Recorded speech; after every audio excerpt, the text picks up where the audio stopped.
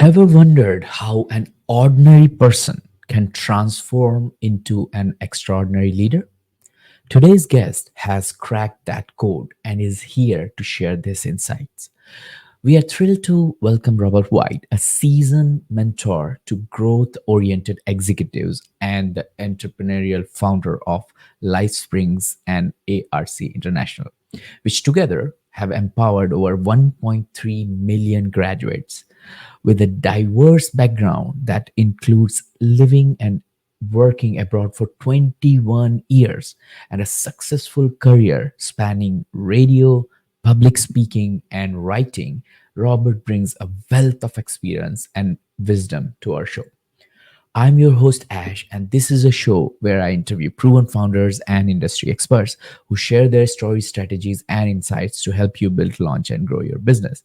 So I hope you enjoy the show. Robert, welcome to the show. Thank you, Ash. It's great to be with you and your listeners. Cheers. Do you have a favorite quote, something that inspires or motivates you, you would like to share with our audience? I have a weekly email that I've been sending for over 15 years now, and Mhm. to a kind of large list, and where I do a quote and then I comment on it. And those quotes are quite grand and wonderful and insightful and all those things. But I heard someone say something recently that really touched me. It's really forcing me to think in a different way.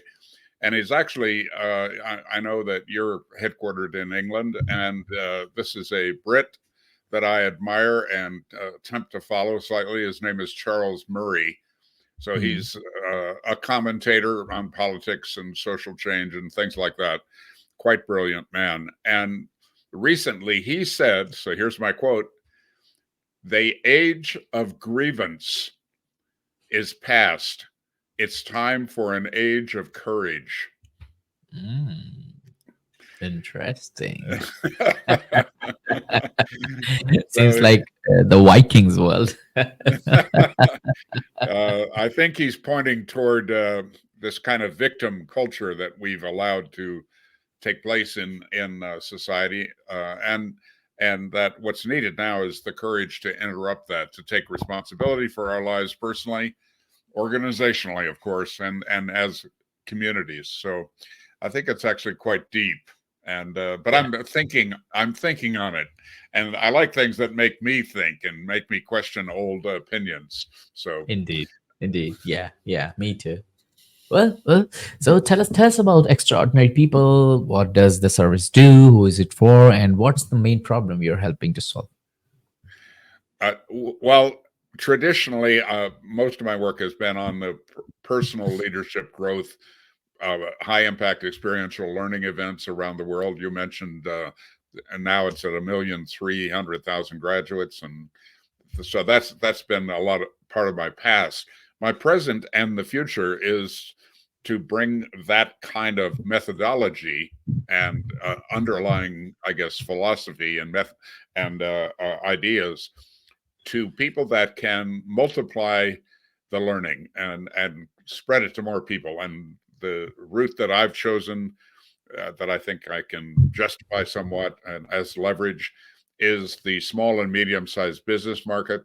These are people worldwide that make a difference. They create something new, and included in the new, of course, is products and services. So that's the natural thing.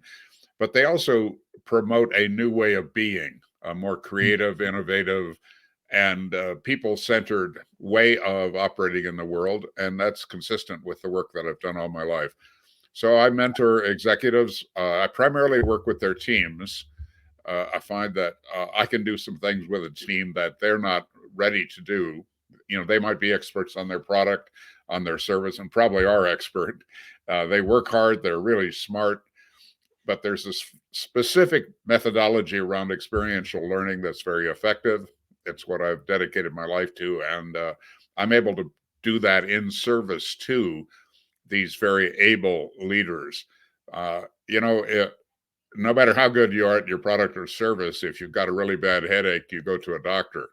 Yeah. Uh, and if you've got a problem with a dysfunctional team, or let's say a less effective than it could be team, then I'm kind of your doctor. it's a very narrow specialty, but Mhm. it's one that I've worked all my life to develop, and I enjoy it. I love it. I love working with people around performance issues. Got it. Got it. So let's take a step back then. Take us through the start of it. Let's talk about where the story begins. Where did the idea for extraordinary people come from? I I when I left secondary school, Ash, I made more money that year than my father had ever made. I was chosen most likely to succeed by my class of 300 fellow students. I was the commencement speaker. Mm, Uh, I was a kid from the wrong side of the tracks, grew up in poverty and abuse and all that stuff, and somehow got through it with the aid of many wonderful people. mm, So I had all of these accomplishments, and then I spent the next 10 years making everybody wrong. mm, Uh, I was failing in my small business. I had a severe health problem, and I had been married and divorced. Felt horribly guilty about it, and was missing payroll on my little business. Really a bad situation. And I went to one of the early human potential movement trainings. A friend pushed me into it against a lot of resistance on my part. mm. And it sounds like a cliche all these years later, Ash, but my life changed. Not the next day, but over the next year, my little business tripled in size. The following year, it went up 10 times. I started making more money per month than I had ever made in a year. And just wonderful things happened in my personal life, and my health issue went away. And just, my whole life transformed. And I started learning about this thing called experiential learning. It was totally Mm, new to me. mm, So I put a lot of people into that training. I ended up running that company. They hired me as the CEO. So I worked for someone else for 4 years, and I learned the training business on the fly, kind mhm, of, mhm, and became fascinated with what it represented, not just for me, but for all of the people that my family, my friends, and then my people in my company that I sent to the training. I saw lives transform and people's personal life get better, and certainly their business performance get better. So that's what started it. That's uh, when the ownership of that company that I worked for changed. It didn't work for me anymore with the change in ownership, so I quit. I launched this company called LifeSpring. Later sold it, launched a company called Arc International, which became the largest training company in Asia. mm. And so that's been my journey. But it's all been based on that experience that I had all those years ago, and then a series of experiences after that, learning that there's a book that was published here in Colorado that I don't recommend.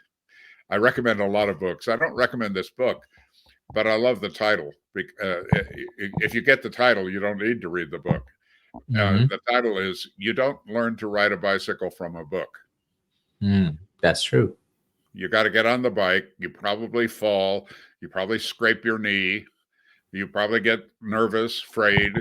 You probably get a coach. Somebody helps you that first few feet on a Mm, bicycle. But once you learn it, you can go 10 years without riding the bike. And yet you might be a little bit shaky, but 10 years later, you can get on a bike and ride it. yeah, That experience is part of you. And so we find that leadership is like that. If you can create an experience uh, that is meaningful, that is duplicatable, that reaches people at a very deep level, it's a memory that is with them forever. It literally transforms the way that they lead and the way they show up in the world in a more effective way. So that's been my life, is kind of studying that, learning about it, learning to be more effective in applying that kind of methodology, and a way of being with people that really helps them get where they want to go in the world. got it, got it. And then would it be too personal or IP oriented to ask you about what is this experimental learning? How exactly? a layman would understand if you have to explain it to a 5 years old or somebody like me who doesn't understand it? Well, it's really in contrast to didactic learning, learning knowledge, which is incredibly valuable, and it's how our educational systems are structured primarily, is to be didactic, to be information based. You Mm, learn facts, and you learn flow, and you learn ways to make decisions critically, and things like that. And experience, on the other hand, is the kind of thing that happens. I haven't checked with you, Ash, but are you a parent? yes. I'll bet you, and we can have the bet in dollars or pounds or euros or anything you like. But I'll bet you that the moment that you held that first baby in your arms, that right immediately after birth, I'll bet you any amount of money that your life changed in that moment. There would be no money would exchange for that. Trust me. that Right. is that is You're different. you're now, you get that you're responsible for this little being, that, and your priorities change, and just everything changes in that experience.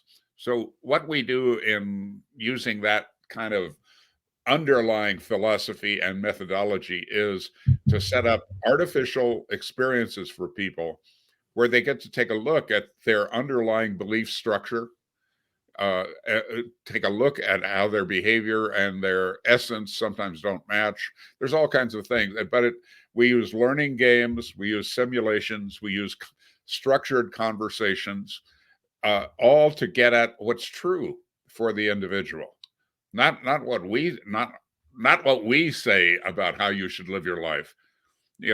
Nobody could have told you how to live your life after you have that experience of childbirth. Uh, Mm, right? It all becomes clear to you in an instant what's appropriate and what your commitment is. And we find that we can create that same kind of thing in a conference room. And there are other people that use outdoor experiences, travel experiences, musical experiences, to open people up. We find that, and by the way, we've used almost all of them with our staff mm. over the years. They're incredibly valuable, but they are what we believe to be, they are valuable pieces of a whole. They are not the whole. So what we try to do in our programs is to bring somebody from where they are to where they want to be, and show them a structure for the future that they can live into. We find that most of the outdoor experiences are not very efficient, and also the dirty little secret is that many of them have high risk profiles. Things can go Mhm. wrong when you're out in Yeah. the wilderness, when you're out on the ocean. Uh, we did one for our staff once where one of our key people, uh, they did not set up his harness correctly, and he went off a 40-foot cliff into the rocks, and only barely survived. It changed his whole life. Saving his life Wow. became our training experience, actually. But I think the risk in the outdoor experiences is clear, and sometimes it's not so efficient. At the same time, I personally have had a breakthrough experience in one of those high ropes courses Hmm. myself. So I Wow. believe Okay. I believe it's possible. It's just not very efficient. So what we're working on is, what can we do with uh, an already successful person to have them see their lives in a different way, a new perspective, a more powerful perspective, and one that matches their deepest yearnings, their deepest desires. So that's what we're up to. Okay, so how do you do it? Like, is it a multi-week program? Is it a multi-days program? Is it a day program? And then in this program, do you have to commit like whole day and then just be there and then go through these exercises which you draft for any particular individual or a group of people? These games, music, or whatever techniques you use, like, is it like available for like everyone, or is it like copyrighted by your company? How does it all work? The way that we've arrived at over the years of experimentation, and I have a very simple rule on that, Ash. Uh, if it works, we do more of it. If it doesn't work, we throw it out. So Hmm. our we don't let ideology get in the way. And Yeah.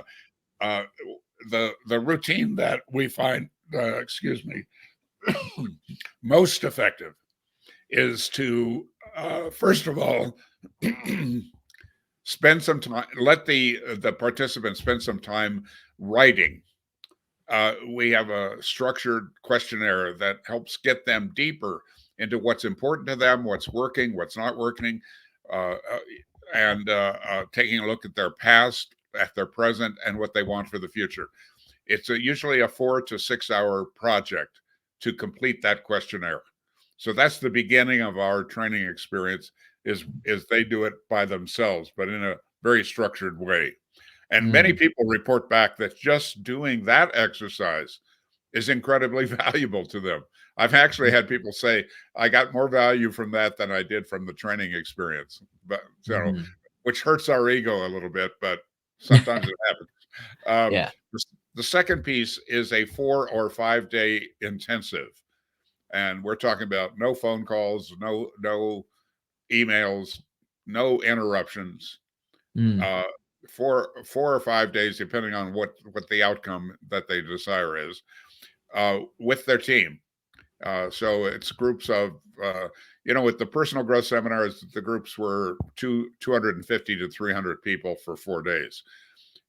In the on a corporate setting, we usually are working with between 15 and 30. Kind of, Mm. there's some that are a little bigger than that, some a little smaller, but 15 to 30 is the sweet spot. We can get a lot done with that size group, and it's personal enough, but it's also the power of group experience. The So that's 4 or 5 days learning games, simulations, carefully sequenced, so Mm. that people build on the value step by step and become more and more clear as the days go by.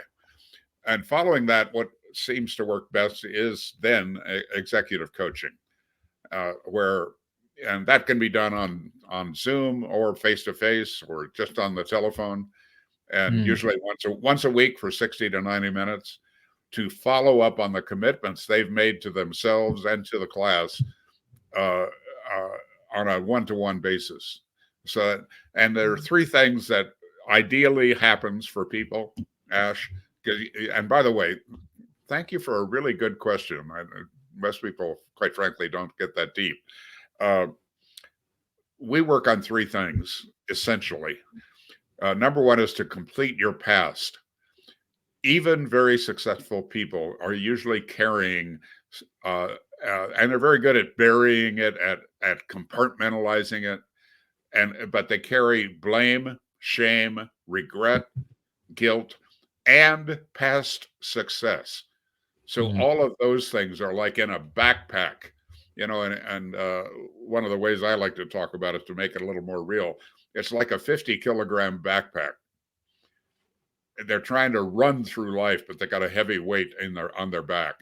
And they're Mm. very good at compartmentalizing. They're very good at pushing it aside in service to what they're trying to accomplish, but it's still there. So we find it very valuable to clear that, to let any negative energy on it, any kind of wrong thinking, to let it go and get a fresh start. The second piece is to learn to better tell the truth about current reality.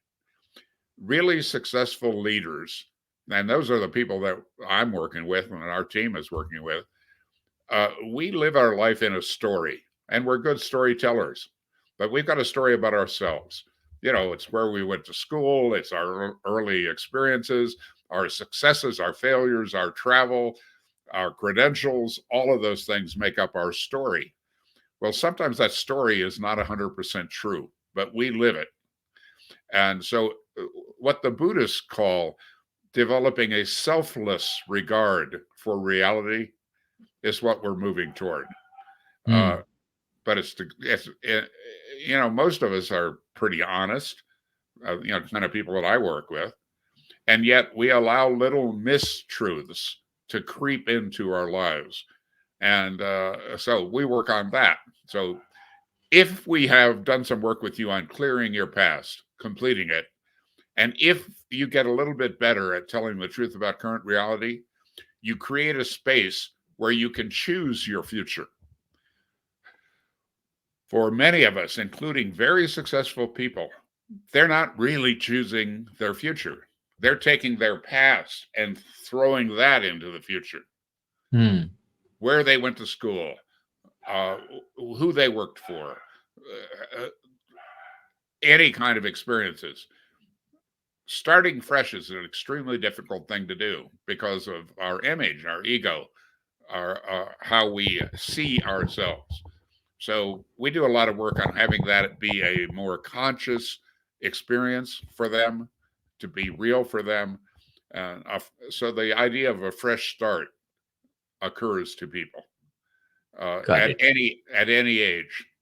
So that's the routine. Some writing, an intense experience, and then follow up coaching to make sure Hmm. that that experience gets lived and applied with your team.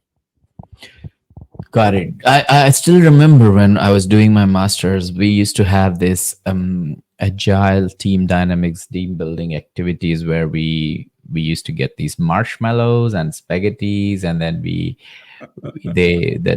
professor used to ask us like build a tower, like the tallest tower you can build, the team will win. And there were like 3 4 teams in the room, and they all struggle, but one or other one team used to build something taller than other, right? But the Yeah. whole exercise of working together, understanding what is the whole process of building one thing together with the one goal for the whole team, and how you tackle the challenges, navigate through it. That was a good experience. So I'm guessing your your arrangement of this training is something similar, and it gives that kind of experience to the individual participating. Exactly.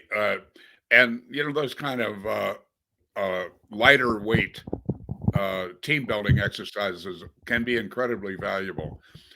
What we basically do is to take that down to first to the individual. And, Mm, you know, Ash, if we asked any of your listeners right now, uh, is it better to play win win or win lose? A very high percentage in the 90s would say win win is better. mm, We do an exercise in many of our trainings where you play a game that is designed to actually get you to tell the truth about win win versus win lose. And the majority of people that say they play the game of life as well, win win, mutual benefit, uh, that 90%, well, 100% of the people that play that game in our trainings play win lose. really? That's Yes, interesting. yes. Huh. And how's that? That, and then we confront that Mm, all during the game, personally and my staff, we are scribbling notes like crazy of mm. how people actually behave versus how they would their ideal self would Yeah. behave, and then we point it out to them. So a lot that's an example where we hold a mirror up to people to see the distinction between what they say they value versus the way they behave. Got And it. and the point there is not to make them wrong. I mean, everybody's had enough of that in life, Yeah. uh, or to shame them. The point is so they can see that they have a choice. Once Mm, they wake up to what's real for them, now they can choose. When I went to that early human potential movement training, it was called Mind Dynamics. Uh, I saw so clearly that I thought I was a nice guy. I thought I was honest. I thought I was loving. I thought I was kind. And then I got to look at my actual behavior was pushing people away from me by mm. being hypercritical, by being reactive. And I saw it not in an atmosphere of blame and shame and guilt, but an atmosphere of information. so I could make new choices, better choices for my life. And Mm, again, it's that cliche about life-changing events. Uh, yeah. uh, and I've shared with people that when I left, the big thing for me was being hypercritical. Uh, my mother was an angry, violent woman uh, who never had a positive thing to say to me. All right, just the summary. By the way, she also has some great qualities. She was Mm, widowed. She was widowed 3 times. She never complained about it. mm, You know, and she was hardworking, and she kept clothes on our back and food on the table. The clothes were, you know, used or made at home, and the food was sometimes lacking. But she had a lot of great qualities and a lot yeah. of negative ones. And that was one of the things that I carried into my 20s. I was Mm, being unduly harsh with people and critical of them. So I got out of this seminar, and life didn't change overnight. I knew something inside me had changed, but I didn't. I had no way to talk about it. Didn't have the words. But something happened physically for me, Ash. I started noticing that when I would do that critical thing, I could see the words like missiles landing on wow. people and exploding on them. It was so painful, to realize those were my words blowing people up, and Yeah. I was doing the very opposite of what I needed to do with those people, which is to bring them into my world and enroll them in something I'm excited about and I think could be good for them. And Yeah. I'm pushing them away. So that was the first step, was seeing the words like missiles. The second piece of it was this. Oh, Mm, I literally captured the words in my mouth. It was actually a physical sensation. mm. And the moment I started doing that, my life got better. It was very uncomfortable, actually, to do, repeatedly. I wanted, Stopping yourself to say something. every part of me wanted to be that critical jerk. Yeah. And then suddenly I started noticing that I didn't have to do that. I that that my thinking process changed, and I was more careful with my words. Now, over Mm, time, I think I've gotten to be uh, better, a lot better at that. And I found out that it's actually a strength that I have, is I'm a pretty rigorous critical thinker. However, I have to be careful to not put that into words with people that are not ready for it. got it. So that's an example. If Mm, you have a structured experience that you can learn from, it tends to stay with you for the rest of your life. yeah. And Yeah. uh, Definitely. so anyway, talking about experiences has been a challenge in our industry forever, because it's the experience, it's not talking about it. Yeah, uh, yeah. No, that's what my next question was about. Like, would you be able to share like top three challenges which the entrepreneurs or founders or CEOs come to you with?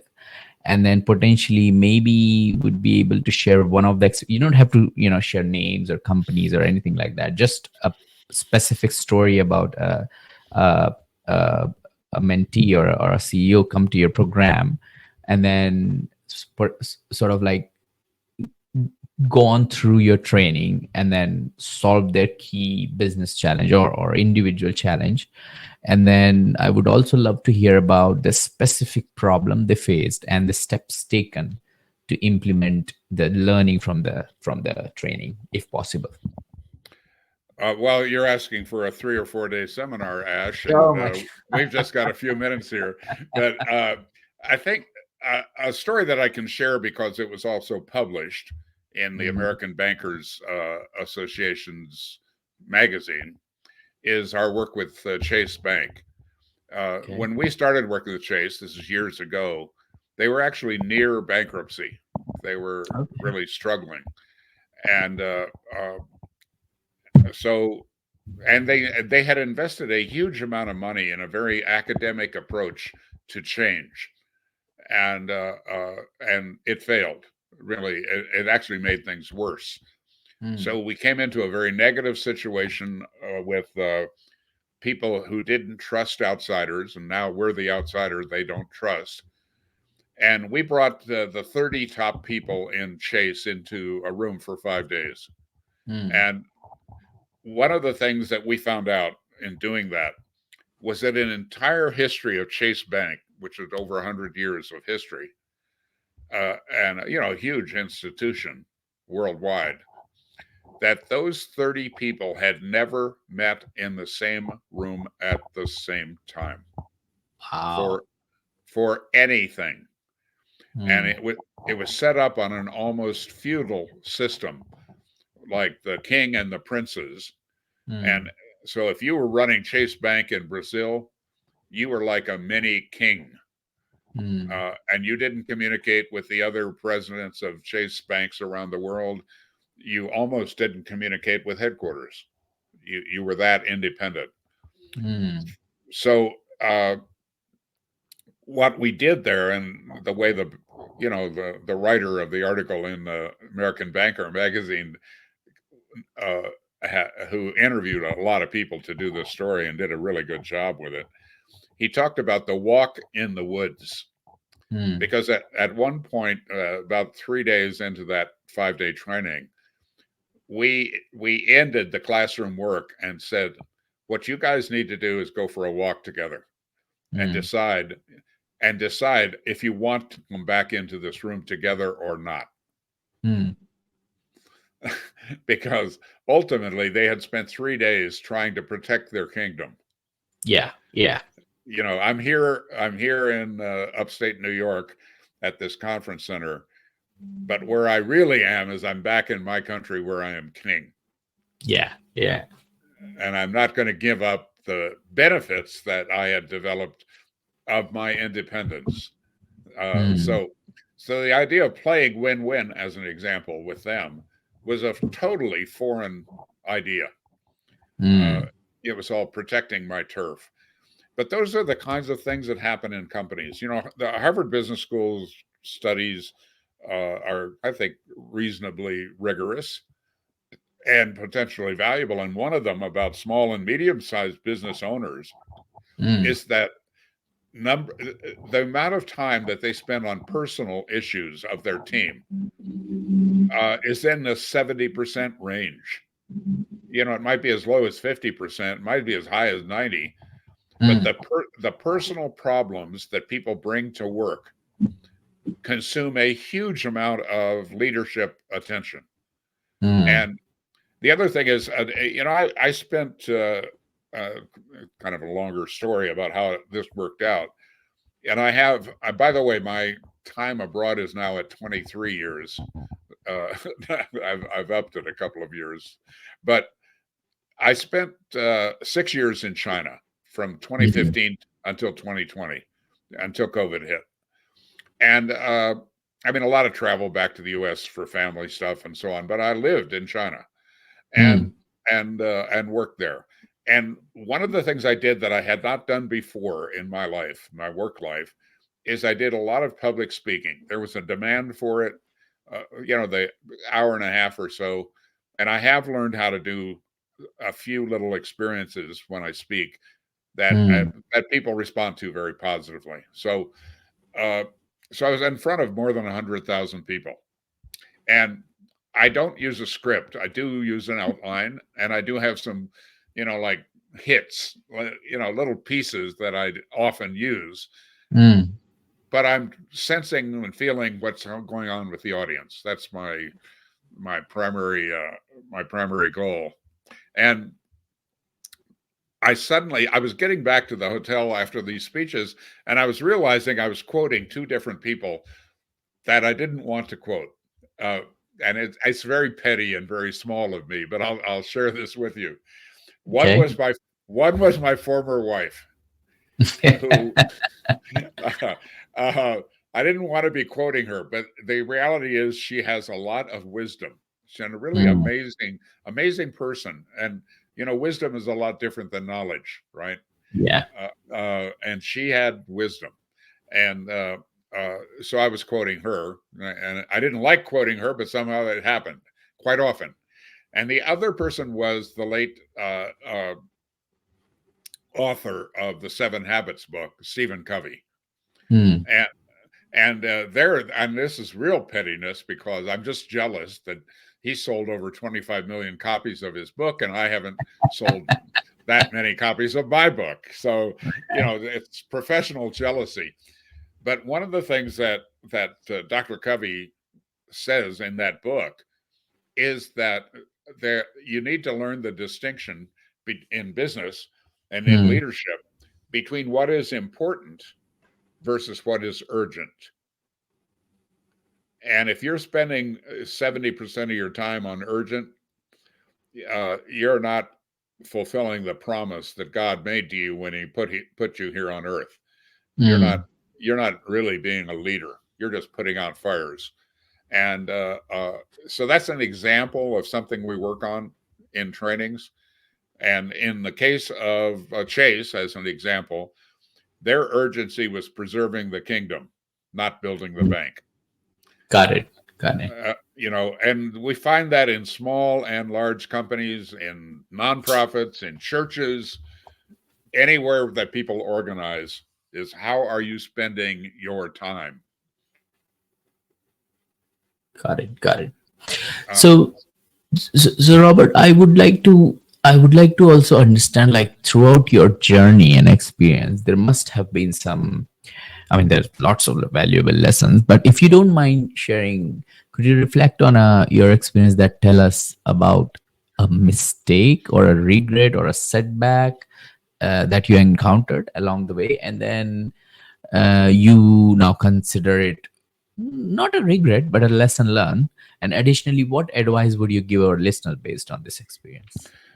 well, Ash, I appreciate your effort to make me cry during the podcast, but uh, the reality of my life, and I find many of my clients mirror this. They have the same experience. The greatest amount of learning comes from failure Mm, if you process it appropriately. You don't get stuck in it. You really look for, what do I need to learn from this? And for me, we could do like a top 40 list of failures. But one that I'll mention is this because it has a lot to do with what I do now. When I left Mind Dynamics, I left a very successful company.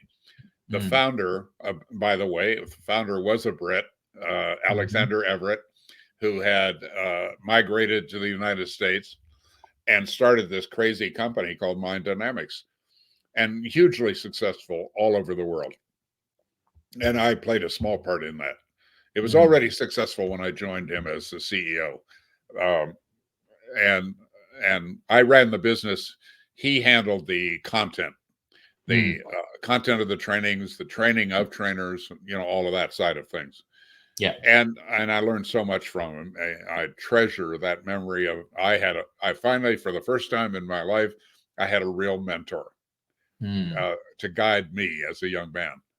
And so I left Mind Dynamics when the ownership changed and when Alexander actually left his own company. I didn't want to be there anymore. So I started this company called LifeSpring, and I was so excited about it. mm. Now, LifeSpring went on to have 17 training centers in the United States, over 500,000 graduates, a huge success. But I sold it 6 months after I founded the company Wow. because it wasn't working for me and it wasn't working for the people around me. And it was so clear to me. So I sold it to the staff, my staff, and the classic story, I sold it for nothing down and forever to pay.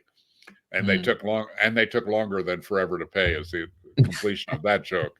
That's true, but they did pay eventually. Uh,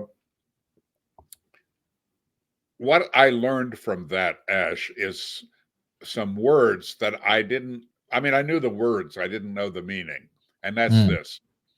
What I didn't realize about my experience at Mind Dynamics, and I'm reminded of the Zen saying that fish don't describe water very well. whatever we are living in, we don't see it. Mm. Uh, you know, so what I didn't realize is that when I set up LifeSpring, I made an assumption, and I didn't have these words, but I figured it out later. And I assumed that people were there for the same purpose that I was there, that they had the same vision that I had, and that their values matched my values, and that our strategic intent was shared. Mm. So, those four things that I couldn't have explained at that time, what I realized later was at Mind Dynamics, they were all in place and being lived because Mm. Alexander communicated about purpose, vision, values, and strategic intent all the time. He Mm. would say it in different ways. He would say it in different settings. He would put it in writing. He'd do it in speaking. He'd do it in his trainings.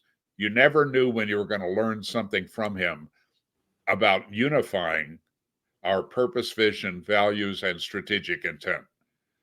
And he was the example of that. And he was very present and fully communicating about it in an engaging way.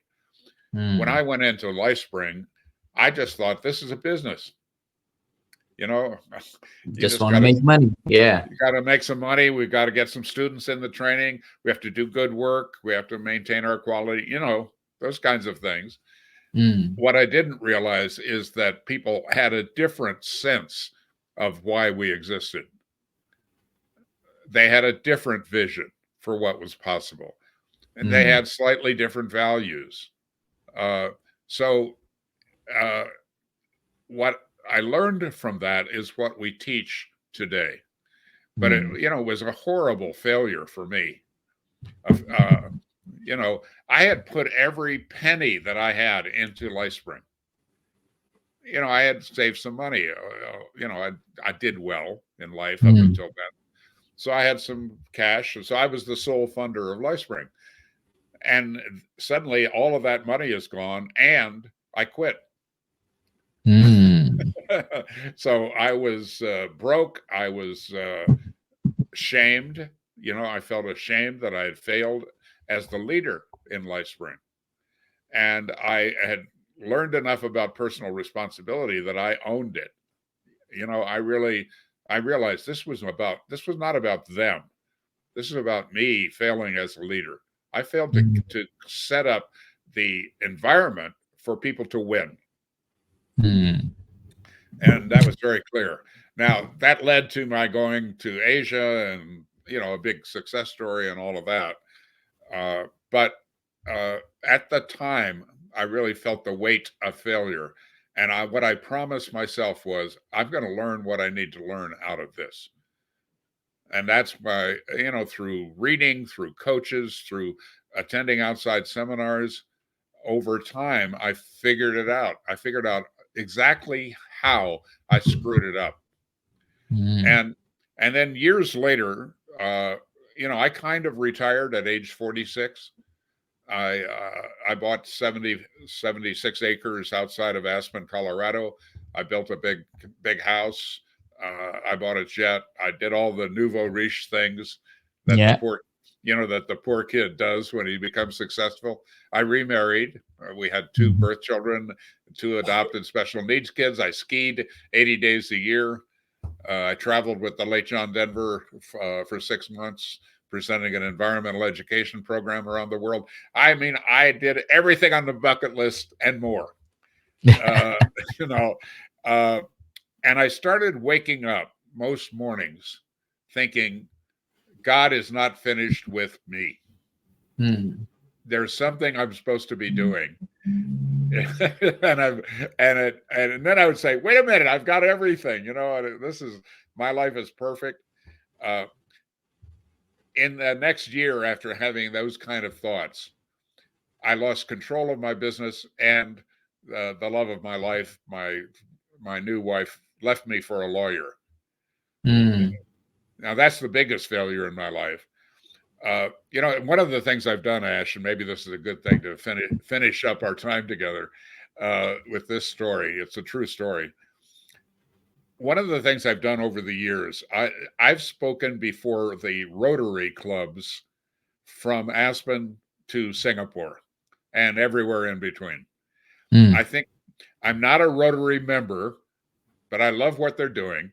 And there are other these service clubs like Lions International and others, Caritas. But I like Rotary, and when you speak for them, you get free lunch. That's all. You don't get paid, but you do get a free lunch. Yeah. And but I love what they're doing, and so whenever I can, I speak for them.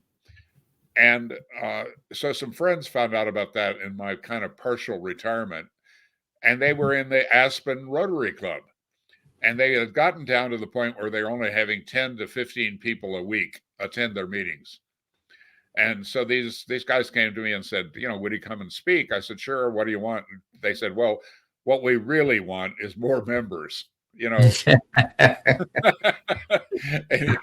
they were the members were quite elderly, and they needed some younger people, some energy. Yeah. So we talked a lot about it and talked about how to attract people. So the reason I'm sharing this story is because the title of our talk, of the talk that we put out, attracted 170 people. Wow. So they went from 15 to 170. And they enrolled a lot of those people in members, by the way, not all of them, but many of them. So they became very big, successful Rotary Club. Mm. The title was How to Lose $30 Million.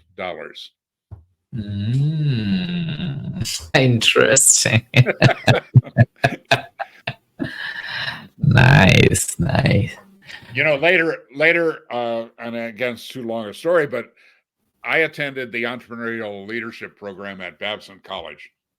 Great, incredible. And I went there because they asked me to come and audit the class and give them suggestions on how to make it better. And I said, no. I said, but I will come as a student.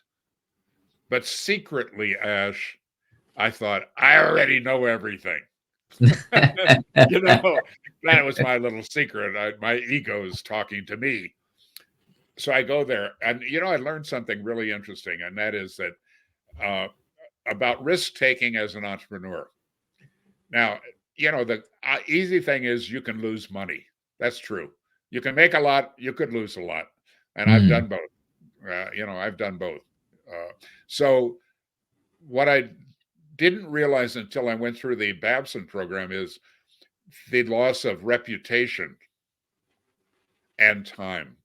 You don't get time back, and it's extremely difficult to get reputation back when you've had a major failure. And you start not showing up for meetings because you're ashamed that you had a failure. And and logically you can talk yourself out of that, but the experience is different, that kind of embarrassment. And so I've had some huge success in my life, and I've had huge failure.